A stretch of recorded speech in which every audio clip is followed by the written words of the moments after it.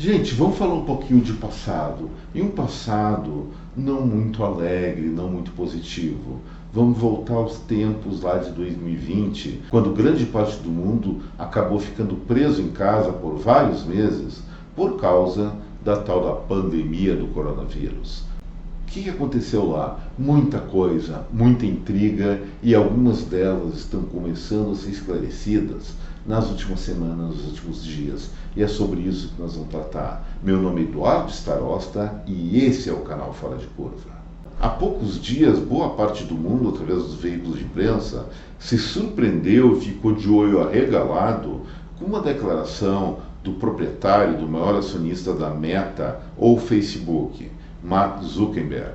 Ele afirmou que, durante a pandemia, o governo dos Estados Unidos, o governo Biden, pressionou ele a censurar conteúdo exatamente sobre a pandemia. Vamos lembrar as tretas que tinha aqui no Brasil. Nós tínhamos duas visões, uma encabeçada pelo então presidente Jair Bolsonaro e defendida, talvez inspirada, pelo médico e deputado federal Osmar Terra, de que não seria interessante ou seria até prejudicial tal do isolamento social e existiam formas paliativas ou preventivas de tratar com o Covid-19.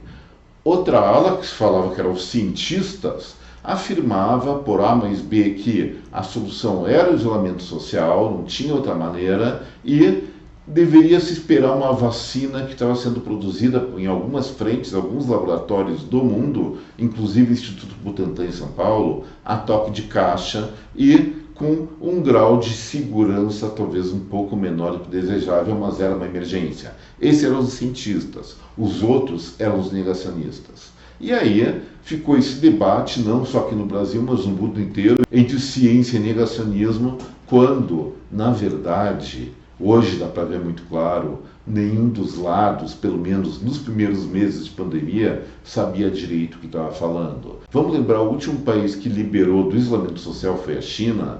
Logo depois da liberação, o mundo inteiro já estava funcionando, os chineses tiveram a sua onda, a sua epidemia de corona. E realmente o isolamento social, pelo menos no caso, conteve durante algum tempo o vírus, mas não evitou que ele se propagasse no momento em que esse isolamento, mais cedo ou mais tarde, teria que ser como foi rompido. E aí, voltando à questão, não vou nem falar na questão de sanitarismo, de defesa, se está certo a vacina, se não está, até acho que ela tem sua validade, ela foi aperfeiçoada, mas algumas terapias preventivas aparentemente também tiveram algum sucesso, apesar de muitos não reconhecerem isso, mas não sou médico, não quero entrar nessa seara.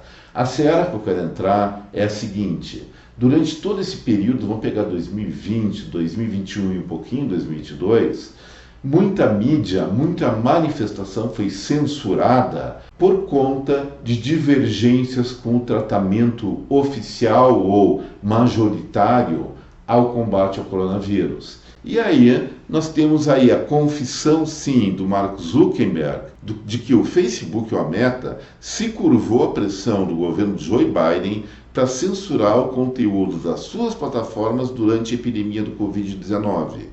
Ele mesmo agora admite interferência errada e que planeja recuar, não repetir esta travessura ou essa censura se a situação se repetir.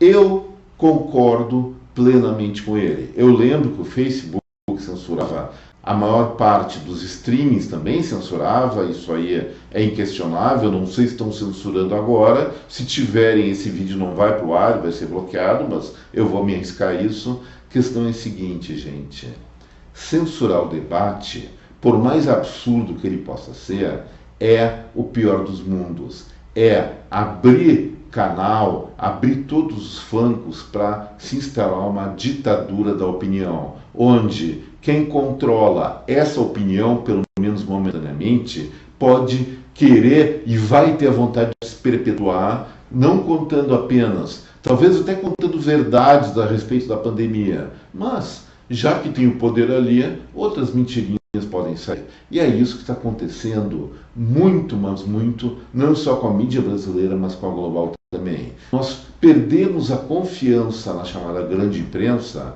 porque ela embarcou direitinho nessa onda, iniciada talvez nos Estados Unidos, mas comprada, assimilada pela imprensa brasileira. Alguns de vocês vão se lembrar que os principais jornais do país, até para economizar dinheiro, criaram um chamado consórcio de notícias e cada um publicava praticamente a mesma coisa. Se mudasse uma vírgula do texto, seria muito. Então, não havia divergência, não havia debate, quem buscava debater era fortemente reprimido. E hoje nós ainda vivemos a consequência daquele momento obscuro da história, não só do Brasil, como do mundo. Como Zuckerberg, eu espero que isso não se repita, e essa manifestação dele, evidentemente, gera consequências no panorama político dos Estados Unidos por conta da disputa eleitoral entre Donald Trump e Kamala Harris, substituta de Joe Biden do Partido Democrata. Por que isso? Porque as empresas do Vale do Silício, que trabalham essencialmente com alta tecnologia, e toda a alta tecnologia está voltada à comunicação, descobriram que sem a livre expressão, sem o debate de opiniões, toda essa inteligência que eles geram pode servir não para prosperidade, não para o bem das empresas deles, mas para o emborrecimento, para a bitolação da maior parte da humanidade.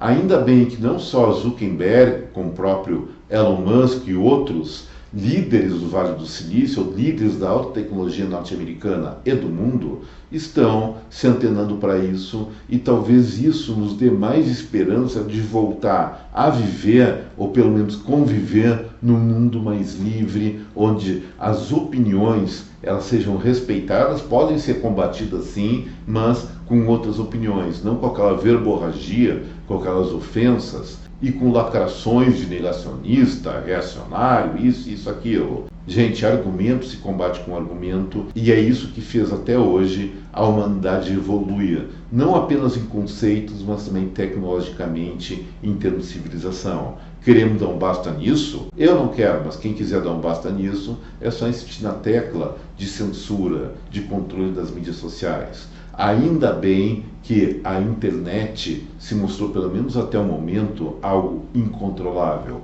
e que continue assim.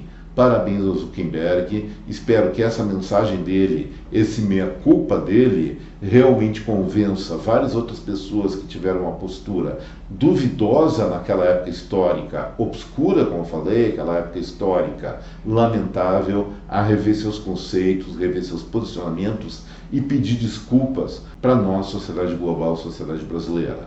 O que eu tinha para falar hoje era isso, espero que vocês tenham apreciado esse vídeo. Se gostaram, não esqueçam do like, do compartilhamento desta película com a sua rede de contatos, e aquelas pessoas que estão assistindo Fora de Curva pela primeira vez ou tiveram contato recente, eu peço que considerem a possibilidade de se inscrever aqui no canal. Um forte abraço a cada um de vocês, deixo aqui meu até breve. Tchau, gente.